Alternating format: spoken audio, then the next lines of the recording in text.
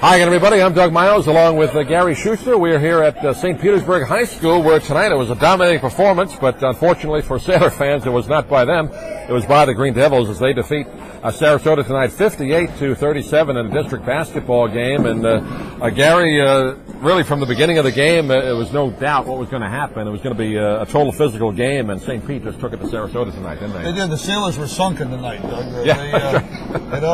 They couldn't get the boat away they from were trying to bail out water. They were.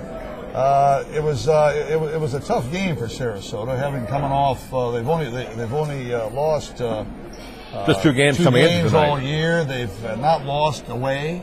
They were 3-0 away, and to come in here and get blown out the way they did has to be a disappointment. I talked to the coach, Dave Oness, after the game, because we had heard. I sort of read some body English and the rest of it earlier on, and wondered where Elias Gutierrez was, their mainstay, leading scorer, and really the man who runs the offense, the guy who runs the team, and he didn't dress tonight. He wasn't here, and so we just sort of pursued it over the course of the game. And afterwards, I asked Oness where Gutierrez was, and he said he's been dismissed from the team for the year. He's gone, basically for violation of team rules. He wouldn't expand on that, but he said he's gone. He said it's a disappointment. He said it's unfortunate. But he said we got to move on, and we have to move on without it. So I think it showed tonight that without their sort of general, their floor general, they suffered. The team was down. I think that this happened on Tuesday. Right. So they had 3 days to think about it. They had 3 days to think about it. A week not playing. So it's rust and it's some concern and way and a lot of things, but. And St. Pete, to its credit, played a great game. They were physical. Oness said that I told him, I said, I'm looking at the scoreboard at the end of the second half. 7 fouls on St. Pete, 1 foul for the whole half on Sarasota. He says because we couldn't catch it. Yeah. That tells you all you need to know about this game. And that stayed that way all the way through. And the big difference, other than Gutierrez not being there, offensive rebounding and defensive rebounding. The last several games, they've had 3 or 4 chances each time down the floor. If they missed the first shot. Tonight, 1 shot. If they missed it, that was it. 1 shot. Sarasota gave it up. St. Pete got the ball. They fast broke down the court, and they scored most of the time. And Sarasota would take the ball out and come down and set up into a half-court offense and try and find a hole. The swarming St. Pete defense kept them from doing that.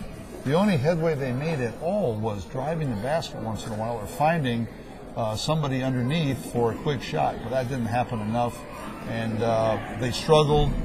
They got desperate. They started shooting outside. The big guys couldn't be in there the whole time because they were tired, and so they weren't getting the rebounds, and they didn't get the fast, and St. Pete got the fast breaks and scored. So that's really that's what happened. Story of the game right there. The one offensive bright spot for Sarasota tonight was Tanner Wygant. He had 14 points, but they were all in the first half, was held scoreless in the second half, and Eric Hadwell had 10 to be the second leading scorer for Sarasota tonight. The leading scorer for St. Petersburg tonight was Gabriel Moten. He had 17 points in the game, and Darian Bentley made some unbelievable offensive and defensive rebounds tonight. He did, and so did Poindexter. Poindexter finished the game tonight with 7 points, but made some key shots throughout the game and just controlling the ball. A lot of blocks and a lot of rebounds. His presence was felt in a number of ways. And Moten answered. Anytime Sarasota scored, Moten came back and answered it with a 2 or sometimes a 3. So it was never really close after the middle of the second quarter. We're about 2 minutes in. Right. That was about it. Right. I'd like to just mention this story as we have a lot of the Sailor fans tuning into our post-game shows. I'd like to congratulate Ed Volz, the new head football coach for the Sailors, hired this week. He was over at Green River, did a good job with the Pirates making the playoffs this year, taking it to the game against Lake Wales. But he will join the Sarasota Sailors football program, which had a rough year this past year with a record of 1-9. So we congratulate Ed Volz from Green River. Sure thing. Yeah, it'd be great to have him in over there and see what he can do if we can bring him back. Gary, for those folks not aware, Ed Schneider, our broadcast partner, he's out on the DL a little bit with a replacement knee surgery, doing well. We talked to him early today, but in the meantime, Gary Schuster, who covered the White House and covered Washington, D.C. politics for many years for both CBS and the Detroit News, will be our color analyst for several games, and good to have you with us. Great to be here, Doug. It's great fun. The final score once again from St. Petersburg, 58-37 in favor of the Green Devils over the Sarasota Sailors. For Gary Schuster, I'm Doug Miles saying thanks for watching. We'll see you again Tuesday night as the Sailors take on the Northport Bobcats.